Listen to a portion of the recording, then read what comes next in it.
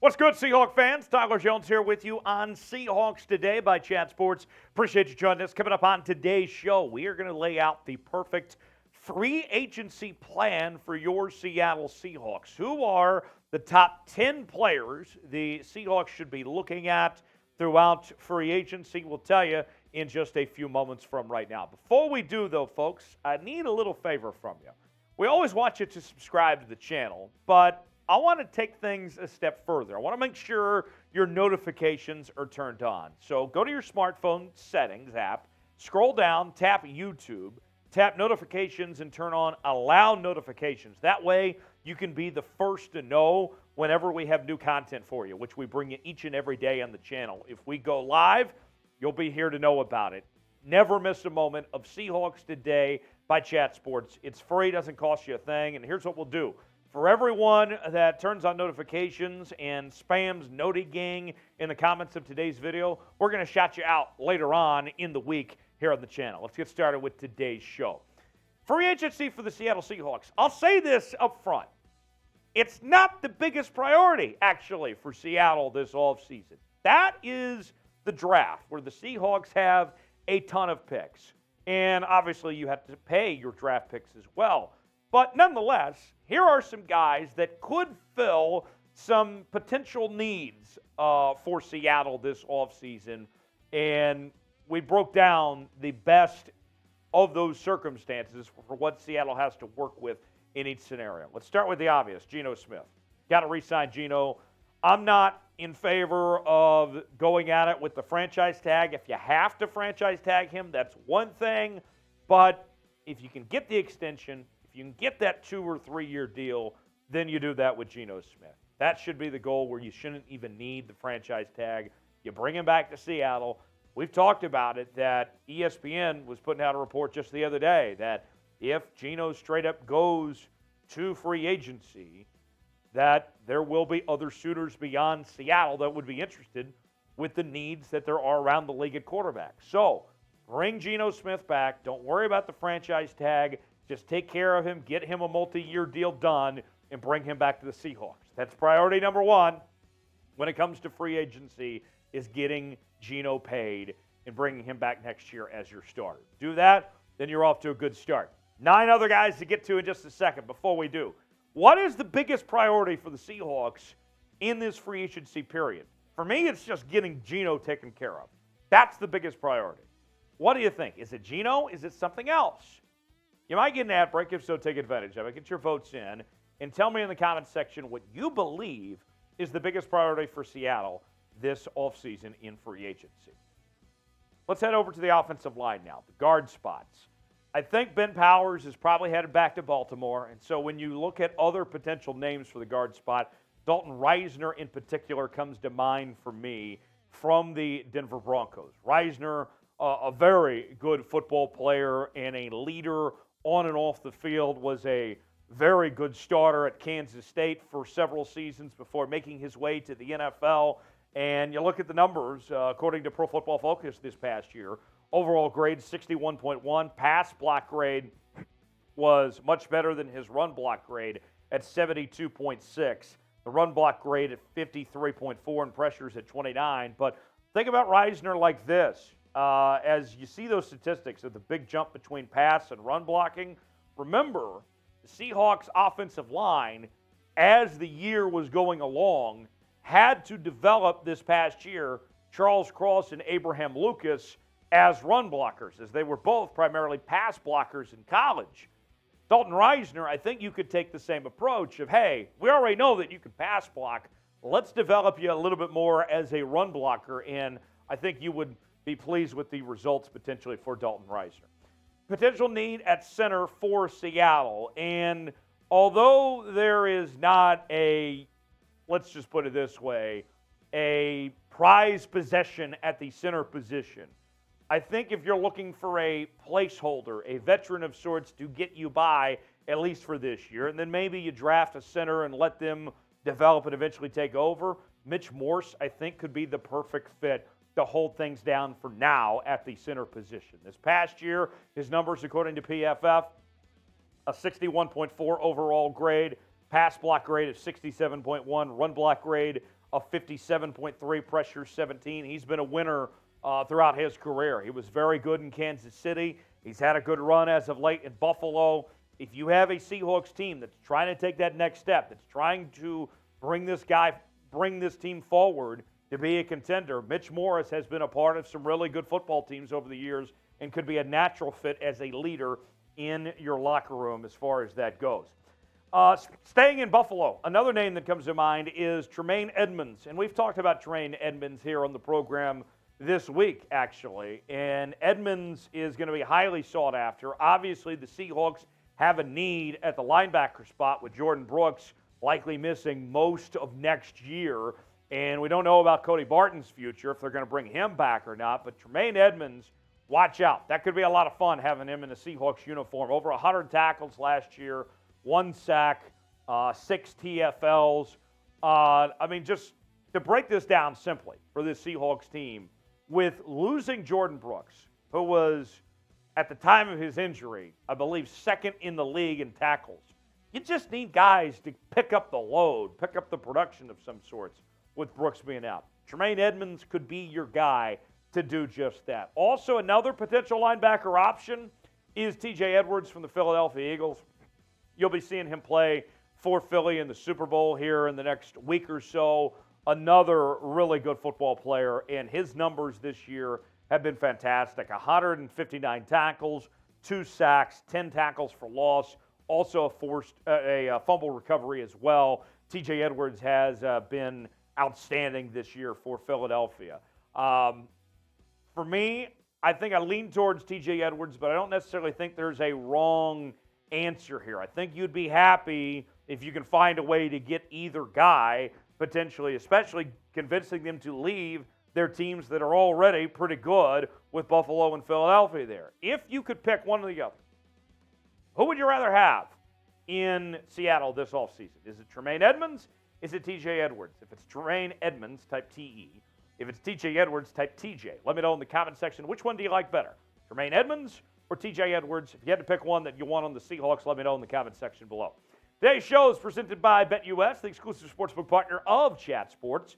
If you go to chatsports.com/bet, enter the promo code Seahawks125, you will get a 125% deposit bonus. Put $100 down, you get $125 to spend for free at chatsports.com/bet. Latest odds on the Super Bowl, the Eagles about a 2-point favorite right now over Kansas City. We've seen some movement back and forth on this game so far. I got to tell you, I like the over. That's the bet I'm looking at. 49.5. I think we got a high-scoring shootout in our hands in this Super Bowl matchup between KC and Philly. Get your bets in now. You can bet on this as well as college basketball, the NBA, and more at chatsports.com/bet. Promo code Seahawks125. Let's stay on the defense now. Let's talk about the edge rusher spot for Seattle. And this Seahawks team is going to be looking not just for pass rushers, like what you think about with edge rusher, but run stoppers too.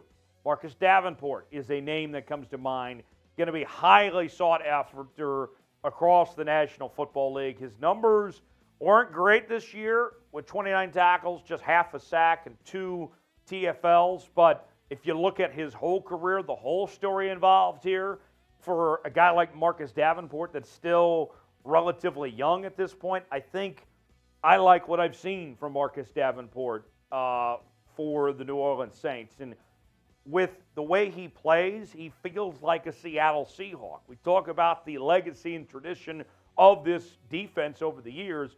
Davenport feels like one of those guys. Another edge rusher is Yannick Ngakoue of the Indianapolis Colts. Spent this past season with Indy, but he's been around, played for some other teams as well. And Yannick Ngakoue, I got to tell you, there's no way he couldn't have been frustrated in Indy this past year with how disappointing they were. One of the biggest disappointments in the league, and yet it wasn't his fault. He still had 9.5 sacks, 29 tackles, 8 tackles for loss, 1 forced fumble here. If you want to win, if you want to be a part of building something, come to Seattle and join the Seattle Seahawks. We've seen Yannick be successful at multiple locations before. Watch out. That'd be fun to have him potentially in a Seahawks uniform.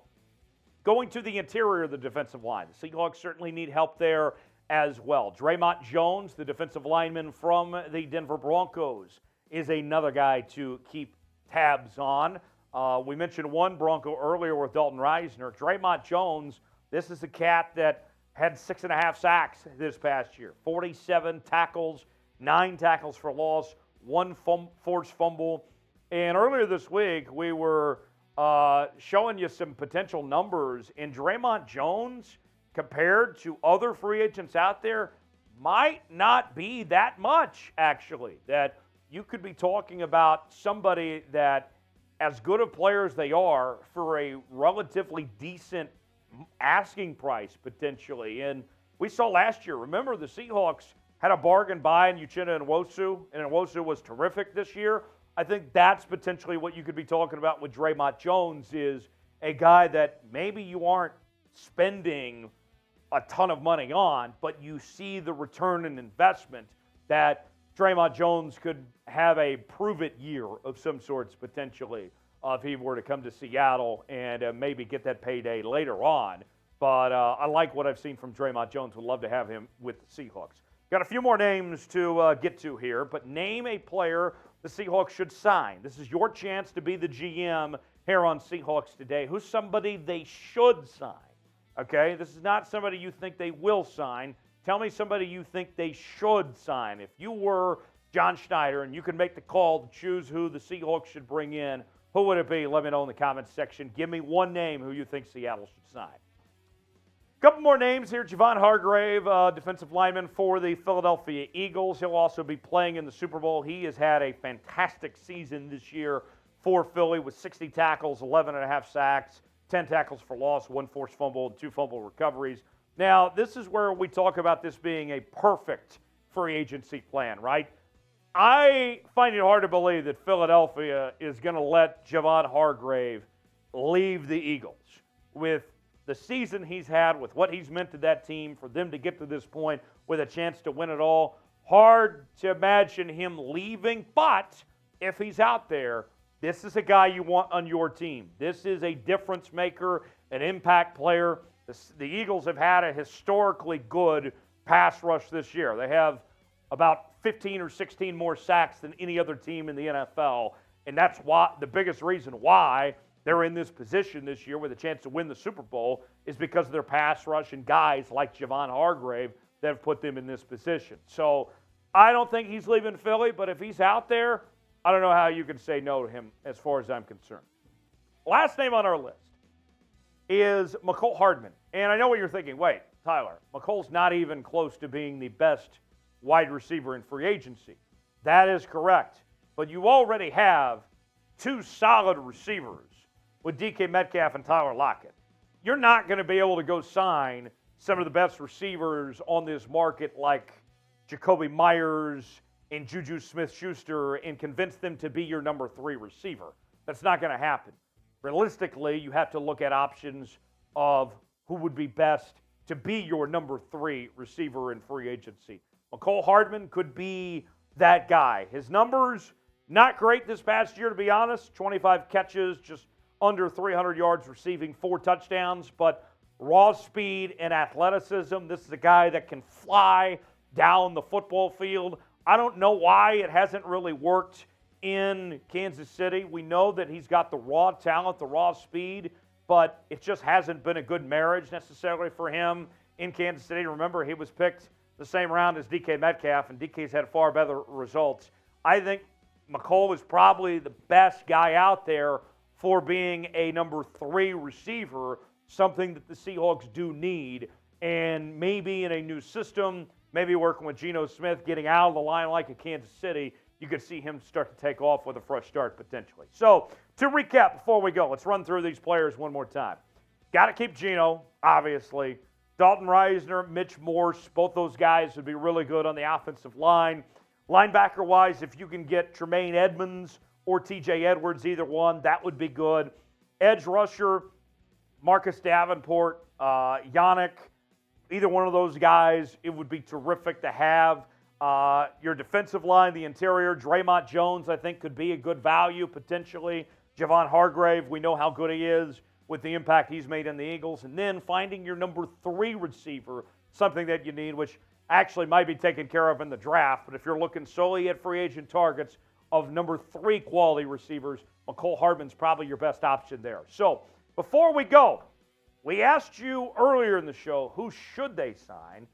Now let's ask you who you think the Seahawks will sign this offseason. Give me a couple names who you think are going to be members of the Seattle Seahawks this offseason when it's all said and done. Tell me in the comment section below. As always, you can follow me on social media, Twitter, Instagram, and Facebook, @Tyler Jones Live, and I will see you next time right here on Seahawks Today. Thanks for joining.